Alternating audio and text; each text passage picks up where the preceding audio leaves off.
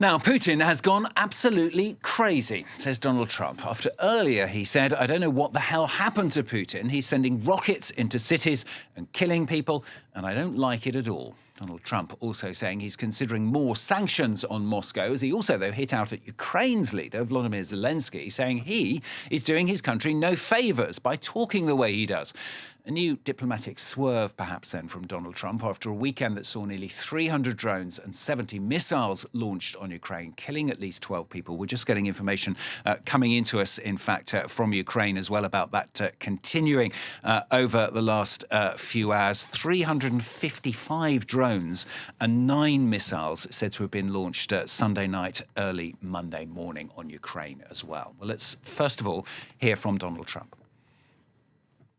I'm not happy with what Putin's doing. He's killing a lot of people, and I don't know what the hell happened to Putin. I've known him a long time, always gotten along with him, but he's sending rockets into cities and killing people, and I don't like it at all, okay?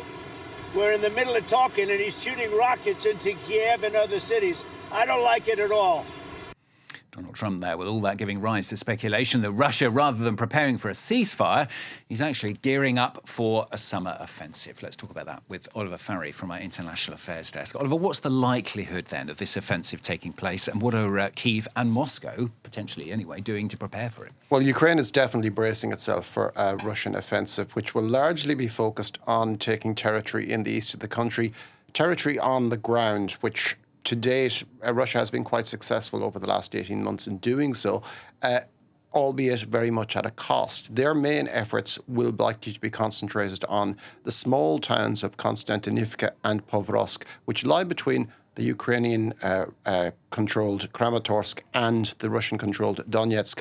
Now, taking those would result in important strategic gains for Russia. But Russia is also likely to probably try to distract Ukraine at other points along the front in Ukrainian-held areas such as the second city Kharkiv, Sumy a little bit further to the northeast, and also Zaporizhia, which is right on the front on the river Dnipro in the south.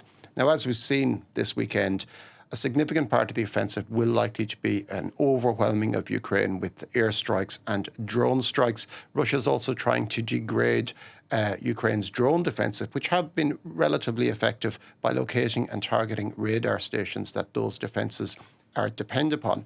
Now, Ukraine is continuing to push for a 30-day ceasefire, but they're under no illusions whatsoever. Valery Zaluzhny, who's the former chief of staff of the army and the current ambassador to the UK, told an audience in London last week, don't expect any miracles. And while Kyiv is still awaiting Europe to fill the gap left by this vacillating Trump administration, it is actually now benefiting more from European artillery than American artillery. And that means it has only a slight disadvantage compared to Russia. Ukraine's big problem, though, is recruitment. It hasn't lowered its conscription age to below 25. Vladimir Zelensky knows that would be an extremely unpopular move. And unlike Russia, which has hit all its recruitment targets every month this year, it can't really ignore public opinion in the same way. So bearing in mind everything you've said there, Oliver, I mean, the prospects for a ceasefire are a long, long way off. Yeah, pretty much. Despite Ukraine's hopes publicly, as Simon Tisdale argued in The Guardian at the weekend, Donald Trump is mistaken in thinking that his force of character alone can be brought to prevail upon Vladimir Putin, just as he's making the same mistake with Benjamin Netanyahu. Like Netanyahu, Putin has way too much to lose from a ceasefire. The two men are both subject to arrest warrants from the International Criminal Court. They will probably weather that threat, but Putin, like Netanyahu, probably is more at risk internally. If the war were to be shown ultimately as a failure, he could possibly find a little bit of a heave against him internally, even though he's been fairly unassailable to date. Also, public opinion, upwards of 1 million deaths in battle could possibly have a corrosive effect on his regime. And the war in Ukraine is going fairly well for Russia at the moment. As I said, it's quite costly. Some of the observers are speculating that Moscow might run into trouble next year when supplies start to run out, and also the tanking of oil prices worldwide is probably going to affect revenues. But at the moment, they're doing okay, and Putin has very, very little incentive to lay down arms. As I said at the top there, Donald Trump was also critical of Vladimir Zelensky, wasn't he? That after Zelensky said the United States' silence on Russian attacks encourages Vladimir Putin. What did he mean by that? Well, it's interesting that Zelensky, on the face of it, probably meant might have meant literal silence. But unlike the Biden one before it, the Trump administration generally tends to measure its words when Russia strikes Ukraine.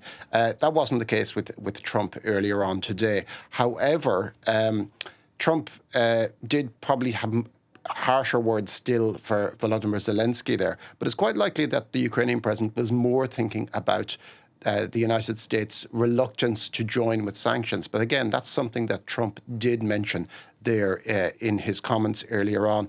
So that's something that's given Putin free rein, so to speak, to continue attacking.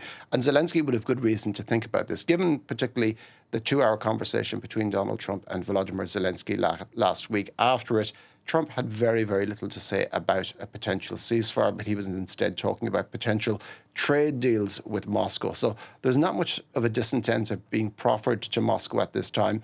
Donald Trump, being mercurial as he is, perhaps he might change his mind on that in the coming days, but we're going to have to wait and see. Oliver, thanks very much. Oliver Farry from our International Affairs Desk here at France 24.